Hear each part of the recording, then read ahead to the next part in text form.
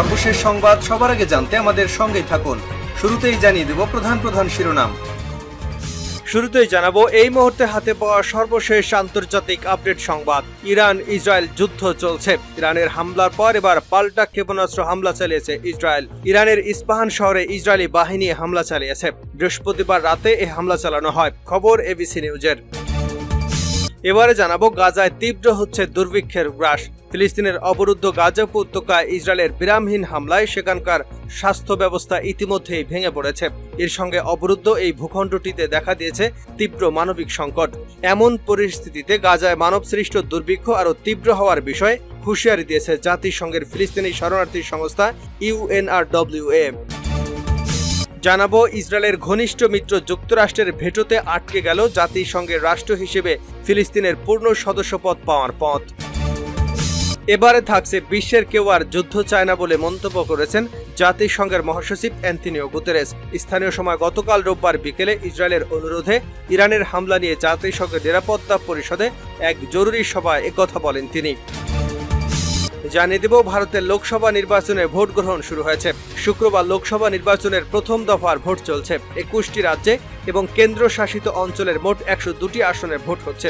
এবার মোট 7 দফায় নির্বাচন অনুষ্ঠিত হবে। প্রথম দফায় পশ্চিমবঙ্গে 3টি কেন্দ্রে ভোট হচ্ছে। জলপাইগুড়ি, কুচবিহার এবং আলিপুরদুয়ারে আজ চলছে ভোট।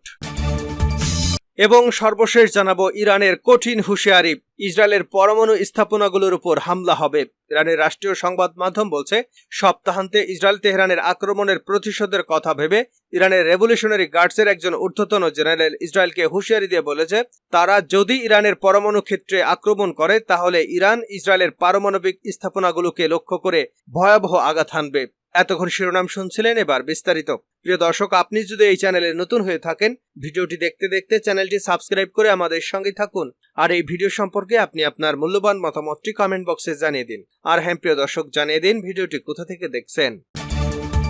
ইরানে পাল্টা ক্ষেপণাস্ত্র হামলা চালিয়েছে ইসরায়েল। ইরানের হামলার পর এবার পাল্টা ক্ষেপণাস্ত্র হামলা চালিয়েছে ইহুদিবাদী ইসরায়েল। ইরানের ইস্পাহান শহরে ইসরায়েলি বাহিনী হামলা চালিয়েছে। বৃহস্পতিবার রাতে এই হামলা চালানো হয়, খবর এবিসি নিউজের।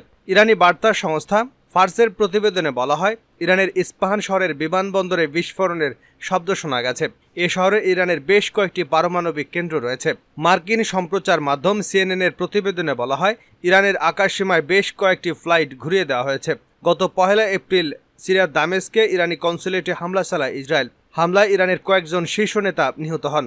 ওই হামলার জবাবে 13 এপ্রিল শনিবার রাতে ইসরায়েলকে লক্ষ্য করে 3 শতাধিক ড্রোন ও ক্ষেপণাস্ত্র ছড়ে ইরানের রেভলিউশনারি গার্ড কোর IRGC। এ হামলার প্রতিশোধ নিতে ইরানে পাল্টা হামলার কথা বলেছিল ইসরায়েল। ইরান বৃহস্পতিবার জাতিসংঘের নিরাপত্তা পরিষদকে জানায়, ইসরায়েলকে তাদের স্বার্থের বিরুদ্ধে সামরিক দুঃসাহসিকতা বন্ধ করতে বাধ্য করতে হবে। এর আগে ইসরায়েল পাল্টা হামলা চালালে পরিণতি ভালো হবে না বলেও হুঁশিয়ারি দিয়েছেন ইরানের প্রেসিডেন্ট ইব্রাহিম রাইসি।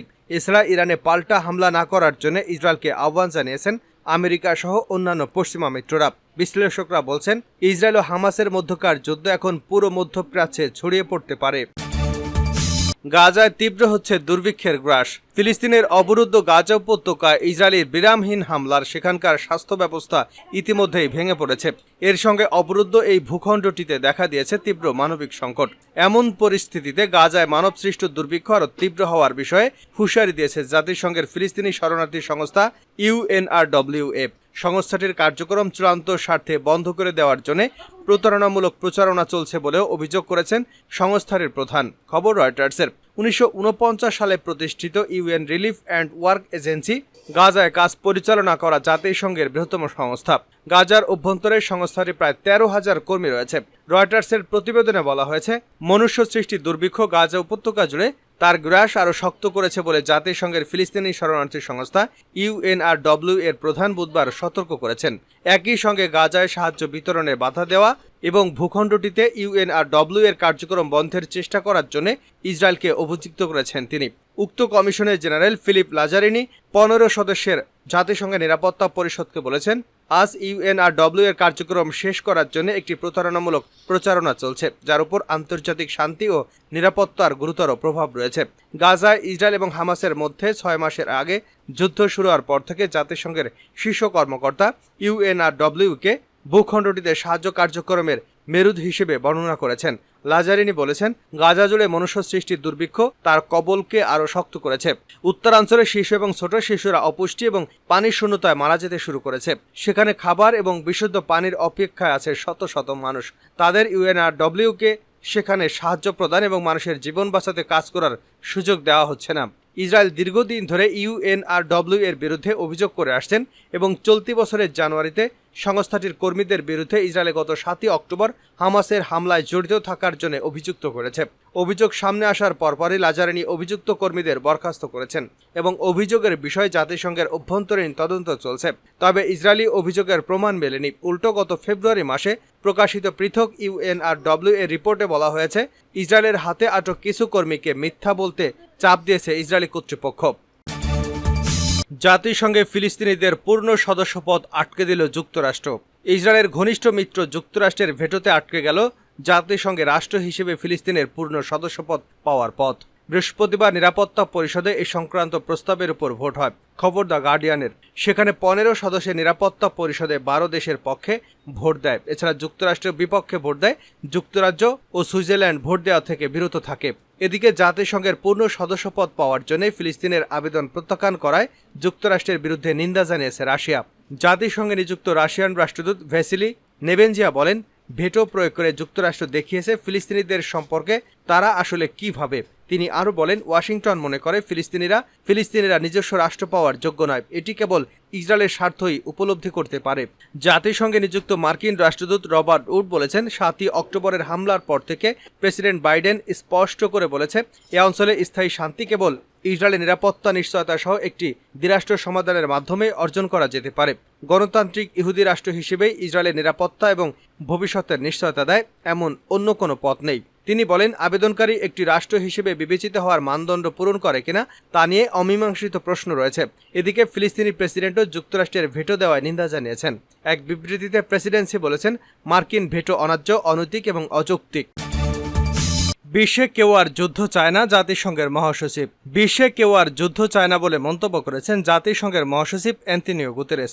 স্থানীয় সময় গতকাল রোববার বিকেলে ইসরায়েলের অনুরোধে ইরানের হামলা নিয়ে জাতিসংঘের নিরাপত্তা পরিষদের এক জরুরি সভায় একথা বলেন তিনি। এ সময় দেশের অবস্থানের পক্ষে বক্তব্য তুলে ধরেন জাতিসংঘে নিযুক্ত ইসরায়েল ও ইরানের রাষ্ট্রদূতরা। জাতিসংঘের মহাসচিব বলেন, মধ্যপ্রাচ্য এখন খাদের কিনারে। এ অঞ্চলের মানুষ একটি পূর্ণমাত্রায় ধ্বংসাত্মক সংঘাতের মুখোমুখি। তারা যুদ্ধে দ্বারপ্রান্তে রয়েছে। তাদের খাদের কিনারায় থেকে ফিরিয়ে আনার এখনই সময়, আর এ দায়িত্ব যৌথভাবে সবার। তিনি বলেন, এমন পদক্ষেপ নেওয়া যাবে না যাতে করে মধ্যপ্রাচ্যের বিভিন্ন দিকের বড় বড় সামরিক পক্ষগুলো সংঘাতে জড়িয়ে পড়তে পারে। ইতিমধ্যে গাজায় বেসামরিক নাগরিকদের ক্ষতির সম্মুখীন হয়েছেন, তাদের চরম মূল্য দিতে হচ্ছে। তাই এখনই সময় সবাইকে যুদ্ধের কিনারা থেকে ফিরিয়ে আনবার। গুতেরেস বলেন, কোনোভাবেই যাতে ইরান ইসরায়েল গাজার সংঘাত আর উস্কে না যায় সেটি প্রতিরোধে সবাইকে সক্রিয়ভাবে এগিয়ে আসতে হবে, দায়িত্ব পালনের সঙ্গে সংযুক্ত হতে হবে। এ সময় গাজার প্রসঙ্গ উল্লেখ করে গুতেরেস বলেন, সেখানে মানবিক অবস্থা বিপর্যয়। এজন্যই সব জিম্মিকে নিঃশর্ত মুক্তি এবং বাধাহীনভাবে ত্রাণ তৎপরতা চালাতে দেওয়া দরকার। এ সময় ফিলিস্তিনের পশ্চিম তীরে সংঘাত বন্ধ, লোহিত সাগরে নৌযান চলাচল পুনরায় স্বাভাবিক করা নিয়েও কথা বলেন তিনি। ইরানের কঠোর হুঁশিয়ারি, ইসরায়েলে পরমাণু স্থাপনাগুলোর উপর হামলা হবে। ইরানের রাষ্ট্রীয় সংবাদ মাধ্যম বলছে, সপ্তাহান্তে ইসরায়েলের তেহরানের আক্রমণের প্রতিশোধের কথা ভেবে ইরানের রেভলিউশনারি গার্ডের একজন ঊর্ধ্বতন জেনারেল ইসরায়েলকে হুঁশিয়ারি করে বলেছে, তারা যদি ইরানের পরমাণু ক্ষেত্রে আক্রমণ করে তাহলে ইরান ইসরায়েলের পারমাণবিক স্থাপনাগুলিকে লক্ষ্য করে আঘাত হানবে। ইরান এই হামলার বিরুদ্ধে ইসরায়েলের পাল্টা জবাব দেওয়ার সংকল্প ব্যক্ত করে। ইরানের এই হামলার বিরুদ্ধে ইসরায়েল পাল্টা জবাব দেওয়ার সংকল্প ব্যক্ত করে। বিশ্ব নেতৃবৃন্দ উত্তেজনা কমানোর আহ্বান জানিয়েছিলেন। গাজা ভিত্তিক ফিলিস্তিনি প্রতিরোধ আন্দোলন হামাস 7 অক্টোবর আক্রমণ চালানোর সাথে সাথে ইসরায়েল হামাস যুদ্ধ শুরু হয়। এরপর থেকে মধ্যপ্রাচ্য জুড়ে সহিংসতা বৃদ্ধি পেয়েছে। শনিবার রাতে ইসরায়েলের উপর তেহরানের প্রথম সারির আক্রমণ ছিল। 1 এপ্রিল দামেস্কে ইরানি কনসুলেটে বিমান হামলার প্রতিশোধ। ওই হামলায় ইরানের রেভলিউশনারি গার্ড কোরের 2 জন জেনারেল সহ 7 জন প্রাণ হারিয়েছেন। ইরানের আক্রমণের প্রতিশোধ কোথায় কিংবা কিভাবে নেওয়া হবে সেই সম্পর্কে ইসরায়েলি কর্মকর্তারা কিছুই জানায়নি। তবে এই গার্ড বাহিনীর পারমাণবিক সুরক্ষা ও নিরাপত্তা বিভাগের প্রধান আহমদ হাকতালাব বলেন, ইরান পরমাণু ক্ষেত্রের যে কোনো আক্রমণে পাল্টা জবাব দেবে। ইরানের সরকারি বার্তা সংস্থা IRNA হাকতালাবকে উদ্ধৃত করে লিখেছে, এই ইহুদি সরকার যদি আমাদের পরমাণু কেন্দ্র এবং স্থাপনাগুলোর বিরুদ্ধে ব্যবস্থা নিতে চায়, তারা নিশ্চিতভাবেই আমাদের প্রতিক্রিয়ার সম্মুখীন হবে। পাল্টা আক্রমণে উন্নত অস্ত্রের সাহায্যে ইরানের পরমাণু স্থাপনাগুলোকে লক্ষ্য করে অভিযান চালানো হবে। ইরানের শত শত ড্রোন এবং ক্ষেপণাস্ত্র আক্রমণের প্রতিক্রিয়ায় প্রধানমন্ত্রী বেনিয়ামিন নেতানিয়াহু বলেন, নিজেকে রক্ষা করার অধিকার ইসরায়েলের আছে। আর তার পরপরই ইরানের তরফ থেকে এমন সতর্কবার্তা এলো। হাক্তালাব বলেন, ইরানের পারমাণবিক স্থাপনাগুলোতে ইসরায়েলি আক্রমণের হুমকির কারণে তেহরানকে তার ঘোষিত পারমাণবিক নীতি ও বিবেচনা থেকে সরে এসে তা নতুন করে ঠিক করতে হতে পারে। তিনি অবশ্য বিস্তারিত আর কিছু বলেনি। এই ইসলামী প্রজাতন্ত্রটি বারবার বলে এসেছে যে তাদের পরমাণু কর্মসূচি হচ্ছে শান্তিপূর্ণ এবং পারমাণবিক বোমা তৈরির কথা অস্বীকার করেছে। তারা অবশ্য তাদের জাতশত্রু ইসরায়েলের বিরুদ্ধে তাদের স্থাপনাগুলোর উপর নাশকতামূলক আক্রমণ চালানোর জন্য এবং সাম্প্রদায়িক বছরগুলিতে পরমাণু বিজ্ঞানীদের হত্যা করার অভিযোগ এনেছে। 2019 সালে ইরানের সর্বোচ্চ নেতা আয়াতুল্লাহ আলী খামেনি বলেছিলেন, ইরান পরমাণু অস্ত্র তৈরি করতে পারত, কিন্তু তা পারবে না, কারণ ইসলামে এ জাতীয় অস্ত্রের ব্যবহার নিষিদ্ধ।